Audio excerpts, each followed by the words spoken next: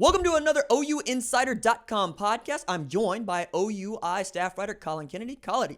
Colin, what's going on, man? I'm tongue-tied today.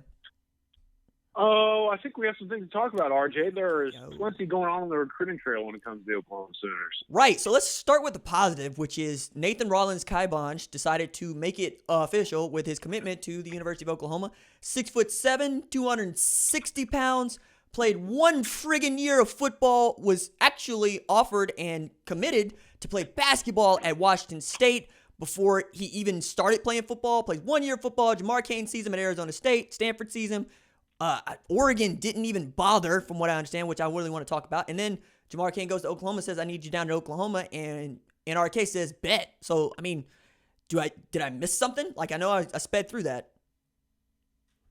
It's been fascinating to see, and I kind of wrote about it on OU Insider when it came to the NRK commitment. I mean, this guy was perceived to go anywhere else but Oklahoma, but as we've seen Jamar Cain, I mean, this guy has become the ultimate weapon on the recruiting trail, especially as we know he has those ties on the West Coast. And, of course, when the Clayton Smith thing took place, I thought, oh, wow, that's a really good get. But then for Jamar Cain to go out west and in his recruiting hotbed land a guy who not only has a freakish frame but extreme athleticism and fits right into what Alex Grinch wants to do defensively, I mean, you can't praise the guy enough. Now, NRK, when you see this guy play, I mean, he flies around, he's got the length. I wrote that maybe this will be a very intriguing addition, not only on the defensive end spot, but think about if you add some weight and he gets up into that 280-pound range, what he could do as a defensive tackle on passing downs, disrupting lanes with that length and getting right in the face of quarterbacks. I mean, the endless possibilities that NRK provides is what really makes him intriguing to me as a prospect. And so for Oklahoma to go get this dude, like you mentioned, a guy who was committed to play basketball out in the Pac-12, he's now reportedly, according to Parker Thune of Sports Illustrated Sooners, has a spot on the OU basketball team. I mean, a lot of things fell into place for them to land Nathan Rawlins-Kibonge, and it all worked out. And this is another massive addition on the defensive line for the 2021 recruiting class. And interesting to say massive addition on the defensive line for the 2021 recruiting class because under a different set of circumstances, everybody is doing somersaults. Not to say that people aren't in other places, but universally speaking, OU has had two long-standing gripes. The first one is we can't get a top 5 recruiting class even when we should have had a top 5 recruiting class in 2019 because Brew McCoy still counts toward Texas's tally. And many people think that without him, they drop to 6 and Oklahoma moves to 5. And then we're the defensive tackle recruits, to which you and I will point to Josh Ellison and Perrion Winfrey.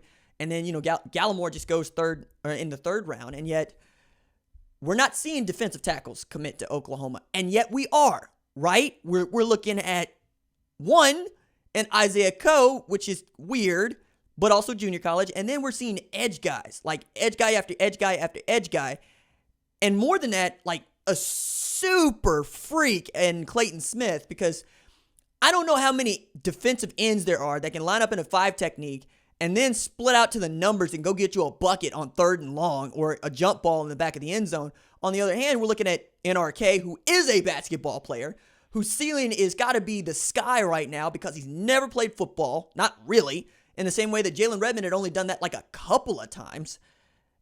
And then we're looking at Danny Stutzman, who was added, and Jordan Mukes, who I put in the same category as an NRK, which is a project, right? But how many times are you going to find a 6'4" defensive back? Like, you're just not. So, like, this feels like, at least right now, because of the lack of offensive talent in it, I mean, we're really talking about Mario Williams and Cody Jackson and this feels like a Grinch class, but also like very much what Grinch might have wanted to recruit at Washington State, as opposed to what we would want him to recruit at Oklahoma. Yeah, and I'm actually glad you brought that up because it's something that I have found incredibly interesting. I think when you really look at what the Grinch crew accomplished in this first year, I mean, they took guys in really a half of an offseason and then a season span, and they boosted their careers to heights that seemingly weren't accomplishable by other marks. I mean, you think about it. So they arrive.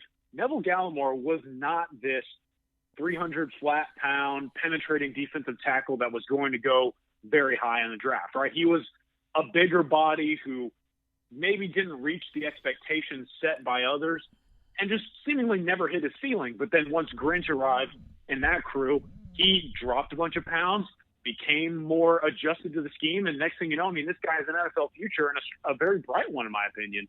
Then you look at Parnell Motley. I mean, this is a guy who, let's be honest, he struggled. He struggled, and people would pick on him. Like Iowa State, if I remember a couple of years ago, just threw the ball at him almost all the time. And now Parnell Motley is going into the NFL, even though he's an undrafted free agent. He could say on his resume, I locked up whoever stood in front of me in college football. I mean, think about what was accomplished by the Grinch regime in such a short amount of time. I mean, they took guys to brand new levels, some guys that we didn't really expect much out of. And now I think that this Grinch crew is saying, okay, if we can accomplish this in that amount of time, think what can happen with these project-type freaks in the span of 3 to 4 years, right? I mean, look, Jordan Mukes, you talk about it, hasn't played a ton of football, but he's 6'4", 190-something pounds. I mean, Nathan Rollins-Kbond, from all reports, that last year was his first year playing high school football. And now he's committed to the University of Oklahoma because the coaches are looking at these guys and saying, okay, if we can just have raw physical tools, ones that we can eventually mold into the players that we need, we're going to be fine because we've proven we can do it with a whole lot less, right? I mean, I have no knocks. I mean, Parnell Motley's a great dude. Neville Gallimore is a great dude, but they are simply not the frames and the body types that some of these guys are that Grinch is recruiting. So if you really just take a step back and you say to yourself, okay, what might these guys look like? You go off of the Parnell Motley or Neville Gallimore projections. I mean, it's startling to think the kind of monsters that Alex Grinch could have all over his defensive squad. Now, you mentioned the defensive tackle thing. That's kind of where I think we've talked about it a ton. Fans and the media are going to have to be a little bit more flexible when evaluating Grinch's recruiting scheme. Because if we're really being honest with ourselves, he's not going to go out and get the big dude, right? I mean, defensive tackles, they get you with the flashiness because they're, 6'4", 320, 330 pounds. I mean, everyone wants the monsters. But Grinch has to find guys that will be that athlete like Neville Gallimore was, that can move, that can penetrate. I mean, honestly, he's not going to go out and get the big body defensive tackles because, to be quite honest with you, I mean, the 6'4", 320 guys can't penetrate like Neville Gallimore. They can't move like Neville Gallimore. And so when you know that, you have to go get guys that can get to the Neville Gallimore type. So I think when we look 3-4 years down the line and you see what projects have become stars in the Alex Grinch recruiting classes, you're going to sit there and say, wow, I mean, he stuck to his guns. At the end of it all, I mean, he accomplished exactly what he set out to do. And I think it all starts right now with getting some of these quote-unquote projects like NRK, Jordan Mukes, guys that may not necessarily have all the football experience and IQ in the now, but they just have the simple, raw, physical tools to eventually accomplish what he needs.